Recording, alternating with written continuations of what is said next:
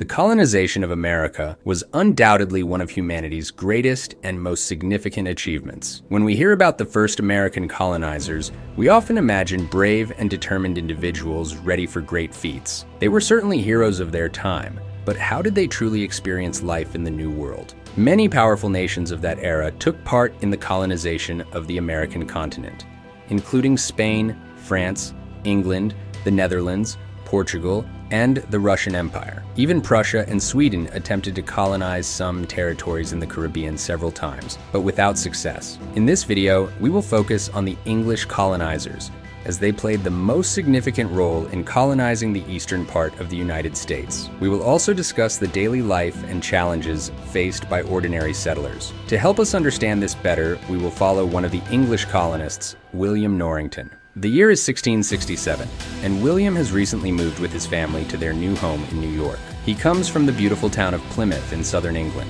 You might wonder what made William move so far, and with his family no less. The answer lies in a bit of historical context. According to the future Treaty of Westminster, which would be signed in 1674, England would fully annex all Dutch possessions in eastern America. New York, formerly known as New Amsterdam, had already been seized and renamed by the English in 1664.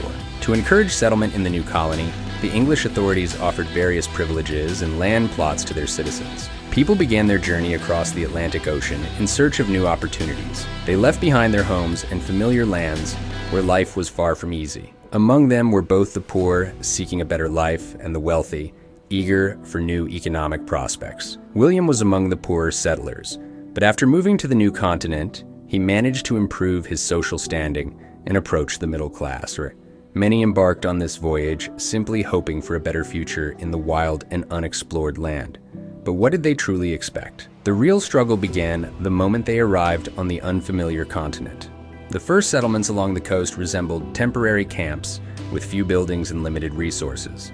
They lacked basic necessities: food, drinking water, and most importantly, security. At first, the colonizers relied on supplies brought from England, but those quickly ran out. They had to learn to grow crops, hunt, and fish in the new environment. Their diet was limited and dependent on local conditions.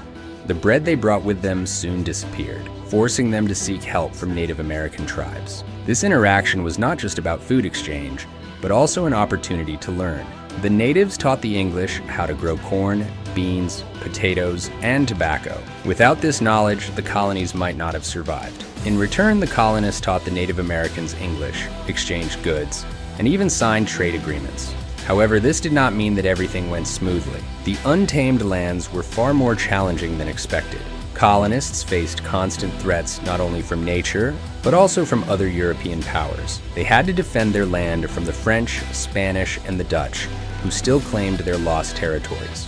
Moreover, relations with the Native Americans were complicated. While some tribes maintained peaceful ties with the settlers, many saw them as invaders threatening their lands. Life in the colonies was also plagued by dangerous epidemics, which took a heavy toll on the population. Due to a lack of medical knowledge and resources, many settlers died from diseases like dysentery, smallpox, and malaria. This was yet another challenge they had no real protection against. Despite all these hardships, the colonists continued to build new settlements, gradually expanding and developing them. They established farms, founded towns, and even began cultivating cash crops like tobacco, which became a crucial export commodity. They were not just struggling to survive, they were laying the foundation for economic prosperity. One of the most interesting aspects of this period is how relations between settlers and Native Americans evolved. While the early years of colonization were marked by conflict and land disputes, over time, some colonists began forming alliances with indigenous tribes, engaging in trade and exchanging goods such as metal tools, clothing, and even alcohol. However, not all settlers were peaceful. Many sought to conquer new lands at any cost, leading to numerous conflicts and violence. As for the colonists' daily lives, they were harsh and demanding. Newly arrived settlers lived in simple huts made of wood and clay, often without proper protection from cold or rain. However, they learned to adapt by mastering new trades: blacksmithing, tailoring, weapon making, and crafting hunting equipment. Food was scarce in the early years of colonization. In addition to wild game such as deer, wild boar, and beavers, their diet primarily consisted of corn, beans, potatoes, and fish caught in nearby rivers. Sometimes food was so limited that settlers resorted to eating tree bark or grass to avoid starvation. But as they expanded their farmland and grew more crops, their diet gradually became more diverse. If the first English settlers had to fight for mere survival, by William's time, settlements were growing, and life was becoming somewhat more stable. However, this did not mean they could relax. Dangers were ever present. Hunger, disease, conflicts with Native Americans, and harsh weather conditions made everyday life uncertain. Beyond these obvious threats, there were others that may seem surprising today. Fires, for example, were a constant danger in the colonies, as most houses were made of wood, and lighting relied on candles and fireplaces. One spark, and the entire settlement could burn down in a matter of hours. However, despite the hardships, the English continued to build a new life. They established farms, developed trade, founded schools, and even created early forms of local government. In larger settlements, central markets began to emerge, where goods from other colonies and Europe were brought in.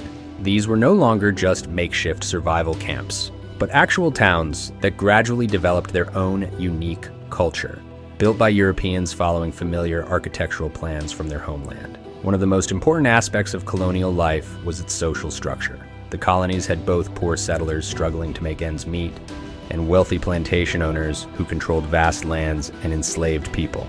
The most profitable industry was tobacco farming, which was in high demand in Europe. Plantations became the economic hubs of the colonies, and their owners accumulated enormous wealth. However, it wasn't just the English who lived in these settlements. The colonies were already home to people of many nationalities: Dutch, French, Irish, Scots, and Africans who were brought in as slaves. It was a true melting pot of cultures and traditions, which would later contribute to the formation of a unique American identity. Interestingly, life for women in the colonies was significantly harder than in Europe. They not only managed households, but often worked alongside men, farming, tending livestock, making soap, weaving cloth, and even helping build houses. For example, William, who received a land grant, worked on his farm alongside his wife and even his children, which was quite common in those days. Despite these hardships, colonial women had slightly more rights than in England. For instance, widows could inherit their husband's land, and some women even engaged in trade. When it came to leisure, colonists found ways to entertain themselves even in such harsh conditions. They organized fairs where people could trade goods, listen to music, and participate in sports competitions. Popular activities included horseshoe throwing, musket shooting, and horse racing. Another major aspect of life was religion. For many settlers, the church was not just a place of worship, but also a center for social gatherings, education, and even political decisions. Public announcements, notices, and even theatrical performances often took place in churches. A unique part of colonial culture was the myths and legends that emerged among the settlers. They believed that deep within the American forests, mystical creatures roamed, from witches and ghosts to strange monsters resembling giant serpents or owl-like humanoids.